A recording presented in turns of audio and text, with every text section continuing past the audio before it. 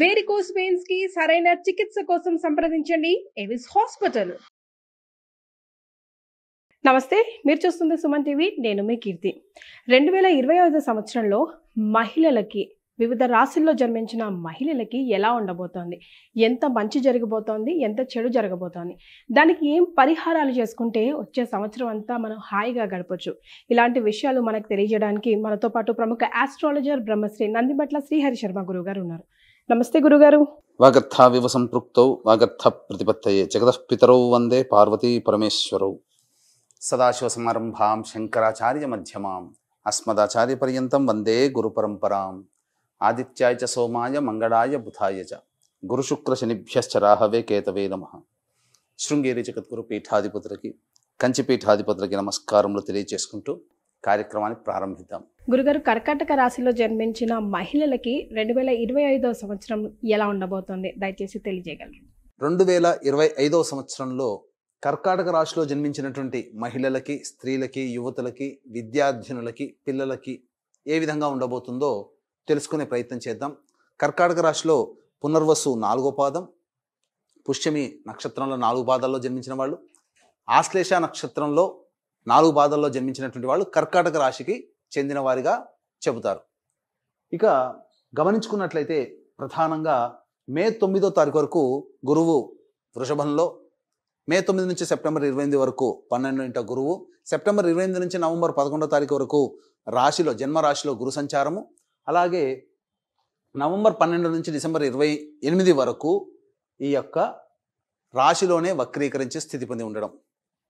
ఇక చూసుకున్నట్లయితే 15వ తారీఖు మే వరకు కేతువు కన్యారాశిలో, మరియు నవమ స్థానంలో 15వ తారీఖు మే వరకు రాహువు, 16 మే నుంచి రాహువు అష్టమ స్థానంలో, అలాగే కేతువు ద్వితీయ స్థానంలో సంచార ప్రభావం. వెరసి చూసుకున్నట్లయితే ఇంకా శని భగవానుడు 16 ఏప్రిల్ వరకు కర్కాటకంలో, 16 ఏప్రిల్ నుంచి 16 మే వరకు కుంభరాశిలో, 16 ఏప్రిల్ తర్వాత నుంచి మీనరాశిలోకి సంచారం జరుగుతుంటుంది. కాబట్టి ఇక చూసుకున్నట్లయితే ఏతావాత ఏ విధంగా ఉండబోతుంది, శని ప్రభావం నుంచి ముందుగా బయటపడతారు చెప్పాలంటే. అంటే ఏప్రిల్ 16వ తారీఖు వరకు అష్టమ శనితో బాధపడుతున్నటువంటి ఈ యొక్క కర్కాటక రాశి వారు అష్టమ శని దోష ప్రభావం తొలగిపోతుంది. ఇక తరువాత ఏప్రిల్ 16 నుంచి అక్టోబర్ 9వ తారీఖు వరకు మీనరాశిలోకి సంచారం జరుగుతుంటుంది. ఇక అంతటితో ఆగిపోయింది అనుకుంటే మళ్ళీ కొత్త కష్టాలు మొదలవుతుంటాయి. ఏమని? జూలై 8వ తారీఖు రోజున మీనరాశిలోనే శని ప్రభావం సంచారం చేస్తూ వక్రీకరించినటువంటి స్థితి ప్రభావం చేత మళ్ళీ అష్టమ శని దోష ప్రభావం జూలై 8వ తారీఖు నుంచి అక్టోబర్ వరకు ఉంటుంది. ఇక ఇక్కడ చూసుకున్నట్లయితే ఈ యొక్క అక్టోబర్ 10వ తారీఖు రోజున కుంభంలోకి వచ్చి వక్రీకరించి స్థితి పొంది ఉండడం, కుంభంలోనే ఉండి. కాబట్టి జూలై 8 నుంచి అక్టోబర్ 10వ తారీఖు వరకు ఈ సంబంధించినటువంటి అష్టమ శని దోష ప్రభావాన్ని పొందుతారు. ఇక ఈ రాహుకేతుల యొక్క ప్రభావం చూసినట్లయితే 15 మే వరకు కూడా అద్భుతం, కేతుగ్రహ ప్రభావం. ఈ సంబంధించినటువంటి రాహుగ్రహ ప్రభావం చేత కొన్ని పనులలో ఆటంకాలు, ప్రధానంగా తలపెట్టినటువంటి కార్యక్రమంలో చికాకులు 15 మే వరకు రాహు ప్రభావం వల్ల కలుగుతాయి. కాబట్టి ఈ రాహు యొక్క దోషం తొలగిపోవాలి అని అనుకున్నప్పుడు ధైర్యంతో ముందడుగు వేసి వెళ్ళడమే. కాబట్టి ఆ రాహు తగ్గుముఖం పడుతుంది. ధైర్యాన్ని, సాహసాన్ని ప్రదర్శిస్తే ఈ యొక్క రాహు ప్రభావం యొక్క దుష్ఫలితం తగ్గుతుంది. కాబట్టి మీరు ఏదనుకుంటారో, మీరు నిజము న్యాయం అనుకున్నటువంటి దాంట్లో ముందడుగు వేసే ప్రయత్నం చేయండి. ఆటంకాలు ఎదురైనా ముందడుగు వేసే ప్రయత్నం చేయండి మహిళలు, తప్పకుండా మీకు మంచి జరుగుతుందని చెప్పవచ్చు. ఇక ఏతావాత చెప్పొచ్చేది ఏమిటంటే, ఈ యొక్క కర్కాటక రాశిలో జన్మించినటువంటి మహిళలకి మీ కుటుంబంలో మీ మాట విలువ పెంచుకునే విధంగా మీ ప్రయత్నాలను రూపొందించుకోండి. అంటే నిదానమే ప్రధానము అనే మాటని నిజం చేస్తూ ఓర్పుతో వ్యవహరించుకోండి. కొంతకాలానికి కుటుంబ సభ్యులందరూ అర్థం చేసుకుంటారు, మీకు విలువ ఇవ్వడం ప్రారంభం చేస్తారు. స్థిర చరాస్తులు కొనుగోలు చేసే అవకాశం కర్కాటక రాశిలో జన్మించినటువంటి మహిళలకి ఉండబోతుంది. ఆనందదాయకమైనటువంటి విషయం. నూతన వాహన కొనుగోలు కూడా జరుగుతాయి. భూమి కొనుగోలు, గృహ కొనుగోలుకు సంబంధించినటువంటి చర్యలు చేపట్టుతారు. ఈ 2025 సంవత్సరంలో నాంది పలుకుతుంది. ఇక గమనించుకున్నట్లయితే ఈ ఫుడ్కి సంబంధించినటువంటి బిజినెస్లో ఉన్నటువంటి వాళ్ళు, restaurants, hotels, general stores, FMCG, super markets నిర్వహించే మహిళలు, అలాగే ఎడ్యుకేషనల్ బిజినెస్ చేపట్టేటువంటి వాళ్ళు, జ్యువెలరీ బిజినెస్లు చేపట్టేటువంటి వాళ్ళు, పూజా ద్రవ్యాలు అమ్మేటువంటి స్టోర్స్లో ఉన్నటువంటి మహిళలు, తీర్థయాత్రలు ఏర్పాటు చేసేటువంటి మహిళలు, వీళ్ళందరికీ కూడాను అద్భుతమైనటువంటి యోగ కాలము మే 9వ తారీఖు వరకు అని చెప్పవచ్చు. మే 9వ తారీఖు తర్వాత గురుడు మిథున రాశిలోకి సంచారం చేస్తూ మే 9 నుంచి సెప్టెంబర్ 28 వరకు ఉంటాడు. కాబట్టి ఈ కాలంలో మీరు పుణ్యక్షేత్ర సందర్శనము, మీ యొక్క ఖర్చులు కూడా దేవతా ఆరాధనకి సంబంధించి కానీ, సమాజంలో ఒక మంచి ఉపయోగపడేటువంటి విధంగా ఉండేటువంటి ఖర్చులు ఉంటాయి, అనవసరమైన ఖర్చులు ఉండవు. అయితే ఈ కర్కాటక రాశి వారికి సెప్టెంబర్ 28 నుంచి నవంబర్ మధ్యకాలంలో గురుడు జన్మరాశిలో సంచారం చేస్తుంటాడు. కాబట్టి ఈ 45 రోజుల పాటు ఎటువంటి నిర్ణయాలు తీసుకోకపోవడమే చాలా మంచిది. గుర్తుపెట్టుకోండి, గురు ప్రభావం సెప్టెంబర్ 28 నుంచి నవంబర్ 11, 45 రోజుల వరకు ఉంటుంది. ఇక చూసుకున్నట్లయితే ఈ సంబంధించినటువంటి నవంబర్ 12 నుంచి డిసెంబర్ 28 వరకు కూడా గురువు కర్కాటకంలోనే ఉండి వక్రీకరించి ఉండడం.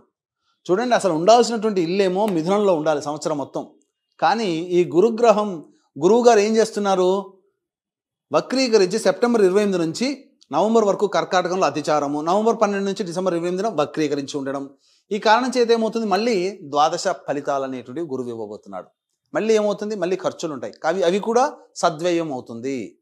ఈ యొక్క కర్కాటక రాశి వారికి సంబంధించి విద్యార్థినులు ఏవైతే ఉన్నారో చదువు పట్ల ఆసక్తి ఈ సెప్టెంబర్ 28 నుంచి నవంబర్ 11 మధ్య కాలంలో తగ్గుతుంది. జ్ఞాపక శక్తి తక్కువగా ఉంటుంది. ఈ సెప్టెంబర్ 28 నుంచి నవంబర్ 11 మధ్య కాలంలో ఉన్నటువంటి సమయం ఏదైతే ఉంటుందో ఆ సమయంలో విదేశీ యానము, విదేశీ విద్యకి అనుకూలంగా ఉండదు.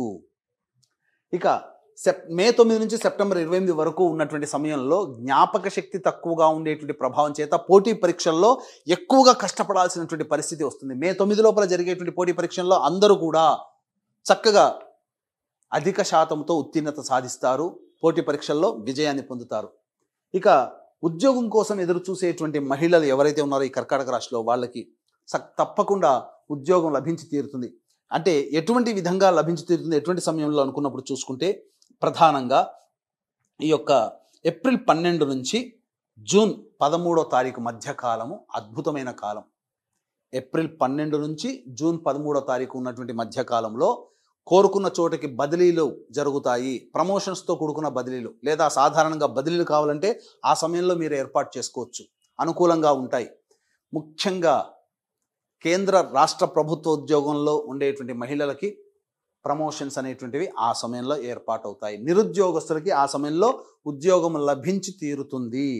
ఇక ముఖ్యంగా చూసుకున్నట్లయితే ఇక సెప్టెంబర్ 16 నుంచి అక్టోబర్ 15వ తారీఖు వరకు ఉన్నటువంటి సమయం కూడా ప్రమోషన్స్ పొందడానికి, ఉద్యోగ మార్పులకి అనుకూలమైన సమయం. ఉద్యోగ మార్పులకి ఈ సంబంధించినటువంటి ఏప్రిల్ 13 నుంచి జూన్ 13 మధ్యకాలము, అలాగే సెప్టెంబర్ 16వ తారీఖు నుంచి అక్టోబర్ 16వ తారీఖు వరకు ఉన్నటువంటి మధ్యకాలము నూతన ఉద్యోగంలో చేరడానికి కానీ, లేదా కొత్త ఉద్యోగంలో రావడం, లేదా వేరే సంబంధించినటువంటి కంపెనీలో మారడం కానీ ఇవన్నీ చేసుకోవచ్చు. అది అనుకూలమైనటువంటి కాలం.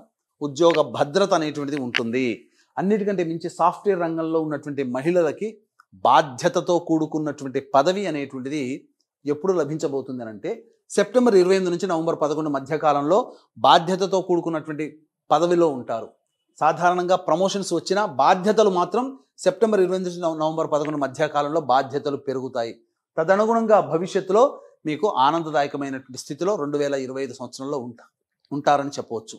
ఇక సంబంధించినటువంటి చూసుకున్నట్లయితే ముఖ్యంగా కోర్టు న్యాయవాద సంబంధమైనటువంటి విషయాలు, సివిల్ సంబంధించినటువంటి న్యాయ సమస్యలు, ఆస్తి తగాదాలు ఏవైతే ఉంటాయో వాటన్నిటికీ కూడాను జూలై 27వ తారీఖు నుంచి సెప్టెంబర్ 11వ తారీఖు మధ్య ఉన్నటువంటి కాలంలో పరిష్కారం అవుతాయి, విజయాన్ని పొందుతారు, సమస్యలని పరిష్కరించుకుంటారు. కాబట్టి ఆగస్టు అనగా 30-40 ఈ 45 రోజుల మధ్యకాలంలో జూలై 27 నుంచి సెప్టెంబర్ మధ్యకాలంలో ఉన్నటువంటి సమయంలో తప్పకుండా లాయర్ సంబంధించినటువంటి సమస్యలు తొలగిపోతాయి, అనగా కోర్టు సంబంధమైనటువంటి సమస్యలు. ఇక ముఖ్యంగా ఎలక్ట్రానిక్స్ అండ్ ఎలక్ట్రికల్ వ్యాపార రంగంలో ఉన్నటువంటి వాళ్ళు మీకు నూతన వ్యాపారాలు ప్రారంభించే అవకాశాలు గోచరమవుతున్నాయి. ముఖ్యంగా రాజకీయ రంగంలో ఉన్నటువంటి ఎవరైతే ఉన్నారో 15 మే తర్వాత మీకు రాజకీయ రంగంలో పలుకుబడి కలిగినటువంటి పదవి లభిస్తుంది, ప్రజాదరణ పొందుతారు, తద్వారా మంచి ఒక నిర్ణయాత్మకమైనటువంటి స్థానంలో ఉంటారని చెప్పవచ్చు. ఇక కళారంగంలో, సినిమా రంగంలో, నటన, నాట్యము, అలాగే సంగీతము, ఇలాంటి ఫైన్ ఆర్ట్స్లో ఉన్నటువంటి వాళ్ళు, నటనా రంగంలో ఉన్నటువంటి సినీ రంగంలో, టీవీ రంగంలో, అలాగే paper media, social media, electronic and printing సంబంధించినటువంటి వాళ్ళందరికీ కూడా ఈ యొక్క మే 9 వరకు అద్భుతమైనటువంటి కాలముగా చెప్పబడి ఉంది. మే 9 తరువాత ఎక్కువగా ట్రావెల్ చేయాల్సినటువంటి పరిస్థితులు ఎక్కువగా వస్తాయి. మే 9 నుంచి సెప్టెంబర్ 28 వరకు, సెప్టెంబర్ 28 నుంచి నవంబర్ 11 వరకు ఆ మధ్య కాలంలో కొత్త ప్రాజెక్టులు సైన్ చేయకండి, ఎందుకంటే అవి మీకు ఇబ్బంది కలిగించేటువంటి విధంగా మారబోతున్నాయి. నవంబర్ 12 నుంచి డిసెంబర్ 28 వరకు కూడా అనుకూలంగా ఉండేటువంటి సమయం. ఇక చూసుకున్నట్లయితే ఈ మధ్య కాలంలో సెప్టెంబర్ 28 నుంచి నవంబర్ 11 మధ్య కాలంలో ఏ విధంగా ఉండబోతుంది? హెరిడిటరీగా వచ్చేటువంటి ఆరోగ్య సమస్యలు ఏవైతే ఉంటాయో అవి మీకు అటాక్ అయ్యే అవకాశం ఉంటుంది. షుగర్, క్యాన్సర్, బీపీ ఇట్లాంటివి. కాబట్టి జాగ్రత్తలు పాటించండి. ఇక ముఖ్యంగా ఈ సంబంధించినటువంటి చూసుకున్నట్లయితే ఈ రాహుకేతుల యొక్క ప్రభావం, ఈ అష్టమ రాహువు 16 మే నుంచి, అలాగే ఈ ద్వితీయ కేతువు, ఇవి ప్రభావం ఉండడం వల్ల ఏమవుతుంది? మీ యొక్క మాటకి విలువ తగ్గడం అనేటువంటిది ఉంటుంది. కాబట్టి జాగ్రత్తలు పాటించి మౌనాన్ని ఆశ్రయిస్తూ లౌక్యంతో వ్యవహరించినట్లయితే అన్ని రకాలుగా బాగుంటుందని చెప్పవచ్చు. ఇక 15వ తారీఖు మే వరకు ఏదైతే ఉంటుందో ఆ కాలము తండ్రి గారి ఆరోగ్యం పట్ల శ్రద్ధ వహించాల్సినటువంటి పరిస్థితి. విదేశీయానం, విదేశీ విద్యకు సంబంధించిన చేయ ప్రయత్నాలు కూడా కొలిక్కి వస్తాయి. కాబట్టి ఏతావాత ఈ యొక్క కర్కాటక రాశిలో జన్మించినటువంటి మహిళా రైతులు, కౌలు పని చేసుకునేటువంటి వాళ్ళు, కూలీలు, వీళ్ళకందరికీ కూడా జూలై 27 నుంచి సెప్టెంబర్ 11 మధ్య కాలంలో అధిక దిగుబడి కలిగినటువంటి పంటలు చేతికి అందుతాయి. తద్వారా లేదా మార్కెట్ రేట్ కన్నా, ఆ సమయానికి మార్కెట్ రేట్ కన్నా ఎక్కువగా మీకు దిగుబడి అనేటువంటిది వస్తుందని చెప్పవచ్చు. ఇక గమనించుకున్నట్లయితే ఈ యొక్క సంబంధించినటువంటి ఏతావాత ఈ యొక్క కర్కాటక రాశిలో జన్మించినటువంటి మహిళలకి వివాహము జరిగి తీరుతుంది. నిర్ణయాత్మకంగా చెప్తున్నాను, మే 9వ తారీఖు లోపల వివాహం జరిగే అవకాశాలు ఎక్కువగా ఉన్నాయి. గురు ప్రభావము, శని ప్రభావం చేత తప్పకుండా ఒక ఇంటివారు అవుతారు. అయితే సంతానం కోసం ఎదురు చూసేటువంటి వాళ్ళు, సంతానాన్ని పొందాలనుకునేటువంటి వాళ్ళు ఏప్రిల్ 16వ తారీఖు తర్వాత మీరు ప్రయత్నం చేసినట్లయితే తప్పకుండా మీరు సంతానవంతులు అవుతారని చెప్పవచ్చు.